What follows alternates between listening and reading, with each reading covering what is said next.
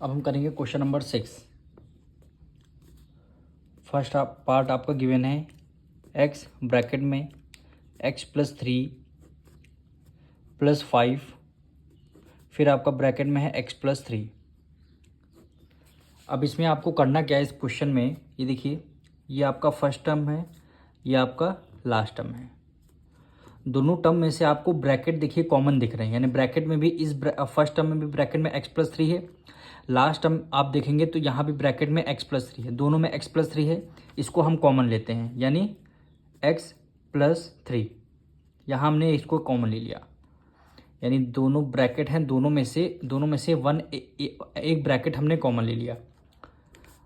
अब बचेगा क्या, यहाँ x+3 हमने जब कॉमन ले लिया, यहाँ पे क्या बचा, x बचा, तो हमने यहाँ नेक्स्ट ब्रैकेट को x भी राइट डाउन करना है।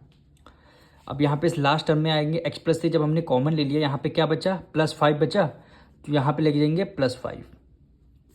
यही हमारा आंसर हो जाएगा। बस जो आपको कॉमन दिख रहा है, जो ब्रैकेट है यानी सेम है, उसको 1 टाइम्स लिखना है, जो आपका रिमेनिंग है उसको आपको नेक्स्ट ब्रैकेट में राइट डाउन करना है।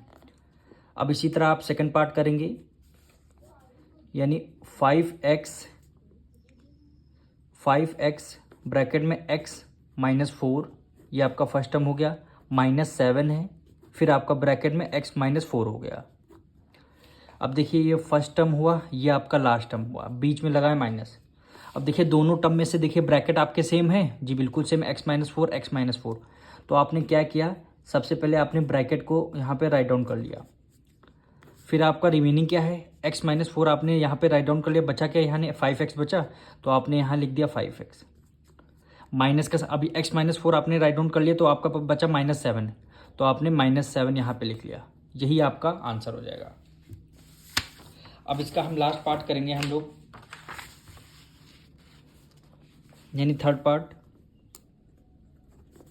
वैल्यू क्या गिवन है, 2m ब्रैकेट में l-n +3 हो जाएगा, फिर क्या होगा, l-n हो जाएगा।